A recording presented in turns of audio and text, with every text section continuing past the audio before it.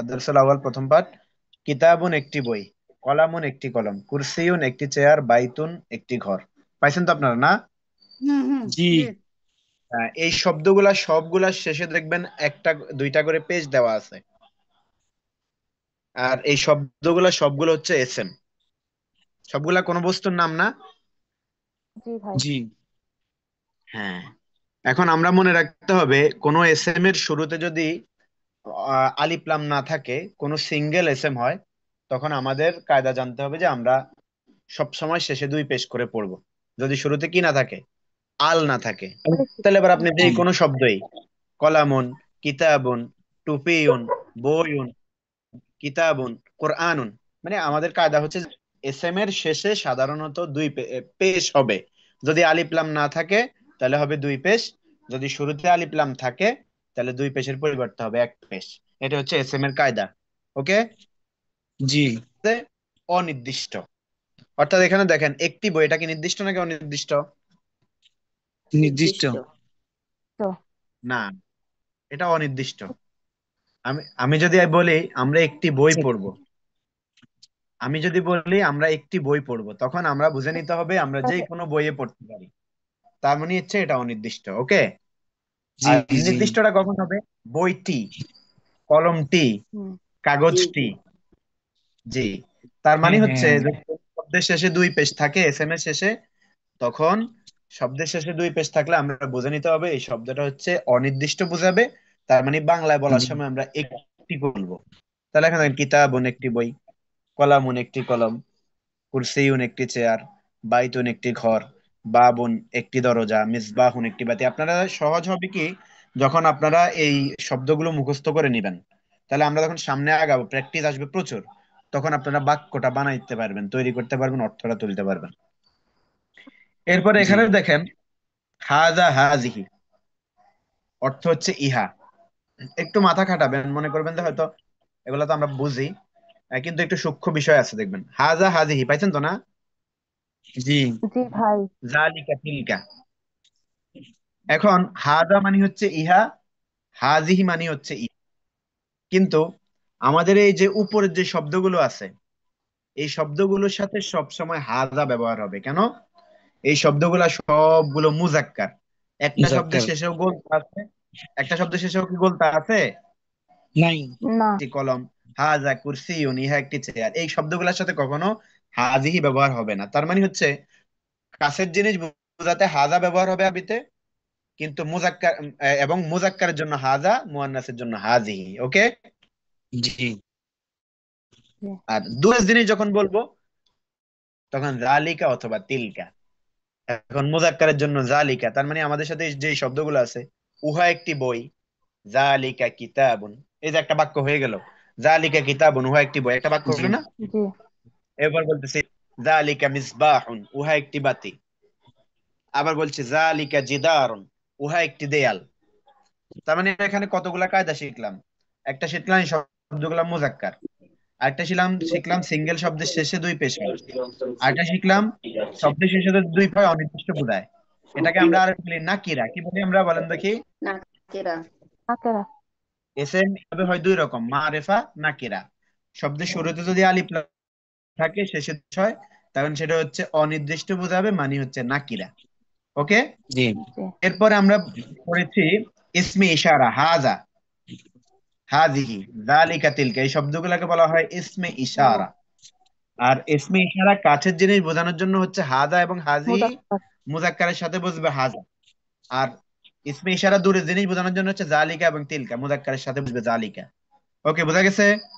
জি। এবার জি। আমরা পড়ি, হাজা কিতাবুন, ইহা এক বই, জালিকা কলমুন, উহা একটি কলম, হামিদুন, ইহা একটি মসজিদ, জালিকা বাইতুন, উহা একটি ঘর, হাজা বাবুন, দরজা, জালিকা মিসবাহুন, উহা একটি বাতি, হাজা জিদারুন, উহা একটি দেয়াল, জালিকা কুরসিয়ুন, উহা একটি চেয়ার,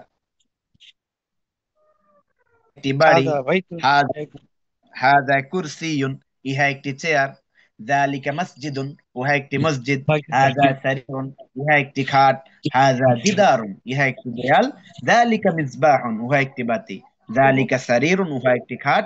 হাযা বাবুন, ইহা একটি দরজা। উহা একটি দরজা। যালিকা জিদারুন, উহা একটি উহা দেয়াল। হ্যাঁ, এখন আপনাদের জন্য সহজ কিভাবে হবে, আমি বলবো যে অমুক পড়েন, অমুক পড়েন, তমুক পড়েন, আর অথবা আপনারা বাসায় যদি বইটা একটু 10 মিনিট হ্যাঁ, পড়েন এবং শব্দগুলো মুখস্থ করেন, তাহলে আমাদের এখন দায়িত্ব হয়ে গেল মুযাক্কার এবং তালিকা মানে উহা।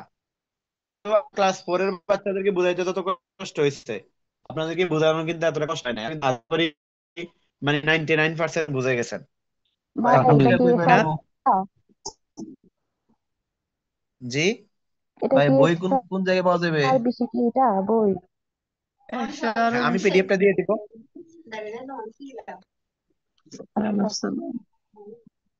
জি। আচ্ছা, আরেকটা আচ্ছা পার্ট কি ভাই। ধরবো?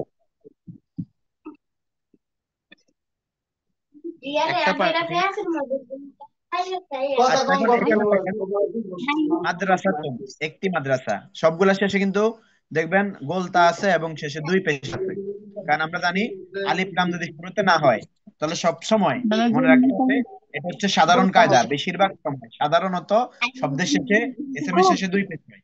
যদি শব্দের শুরুতে আলিফ লাম না থাকে, এস এম এর শেষে সব সময় আপনারা 2 পেশ দিয়ে পড়বেন। মনে থাকবে তো? জি জি। ভাই। তাহলে মাদ্রাসাতুন, মিসদারাতুন, কুররাসাতুন, হুজরাতুন, গুরফাতুন, সাবুরাতুন, হাকিবাতুন, তাওবিলাতুন, নাফিজাতুন। পাইছেন তো না? জি। জি। আচ্ছা, তাহলে প্রথম শব্দগুলোর সাথে এই শব্দগুলোর পার্থক্য কি বলেন? ওইটা ছিল কুলতা মুজাক্কার, এখানে গুণটা আছে। হ্যাঁ, এখানে মুয়ান্নাস। হচ্ছে মুয়ান। হ্যাঁ, তাহলে তার মানে হচ্ছে এই শব্দগুলোর সাথে হাজার পরিবর্তে হবে হাজিহি, জালিকার পরিবর্তে হবে তিলকা। টিকা। তাহলে আমরা বলবো উহা একটি মাদ্রাসা, তিলকা মাদ্রাসাতুন। আমরা বলবো উহা একটি ব্যাগ, তিলকা হাকিবাতুন। আমরা বলবো উহা একটি কক্ষ, তিলকা হুজরাতুন। আমরা বলবো ইহা একটি।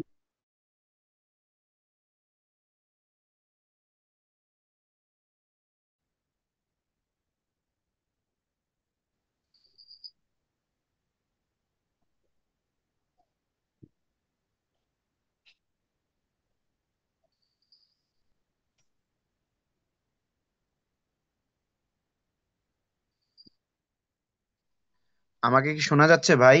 হ্যালো। শোনা যাচ্ছে তো? হ্যাঁ, বলছি একজন একটু পড়বেন, ওই যে ইয়াগুলা ছবিগুলা দেখে দেখে অনুবাদটা করবেন। আমি কি 8 মিনিট হয়ে গেছে নি সবাই? মিউট করে দিলাম ভাই, কথা বলা বলা জানা। Hello, mute. ভাই বলছি যে কোনো একজনে একটু ছবিটা দেখে দেখে পড়েন, তাহলে আপনাদেরও প্র্যাকটিস হইলো, আমরাও বুঝলাম।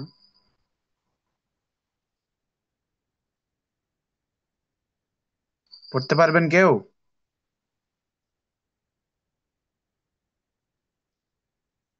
বলেন, একজন বলেন। আপনার স্ক্রিনটা আনেন, স্ক্রিনটা আনেন। এবার পড়েন, হাজিহি মাদ্রাসাতুন, ইহা একটি মাদ্রাসা। তিলকা সাব্বুরাতুন, উহা একটি বোর্ড। হাজিহি হুজরাতুন, ইহা একটি কক্ষ। তিলকা হাকিবাতুন, উহা একটি ব্যাগ। হাজিহি কুররাসাতুন, ইহা একটি খাতা। তিলকা তাবিলাতুন, উহা একটি টেবিল। হাজিহি মিসতারাতুন, ইহা একটি স্কেল। হাজিহি সাব্বুরাতুন, ইহা একটি বোর্ড। তিলকা নাফিজাতুন, উহা একটি জানালা। হাজিহি তাবিলাতুন, ইহা একটি টেবিল। তিলকা মিসতারাতুন, উহা একটি স্কেল। তিলকা কুররাসাতুন, উহা একটি খাতা। হাজিহি হাকিবাতুন, ইহা একটি ব্যাগ।